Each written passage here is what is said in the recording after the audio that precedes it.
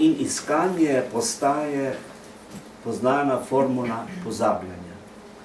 Tiste nedodelane duhovnosti, o katerih je toliko krat govoril on, ki je potem, ko je na reki položil kamnite stebre spominov, da bi priklical mite absolutnost drame med življenjem in smrtjo. Poezija je samo del časa, brez konkretnih situacij, nore semantike in usode.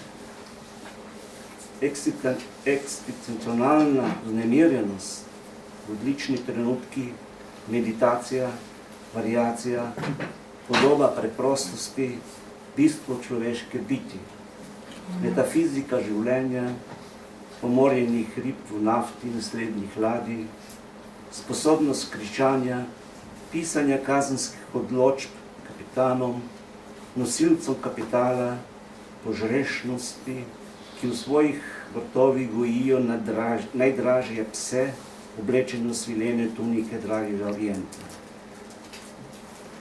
Poezija je dosledno spoštovanje. Česa?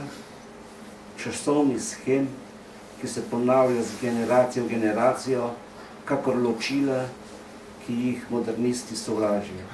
Brez vejic, pik, klicajev, brez nje, ki je rekla, gramatik je Bog, pesniki so njegove sluge.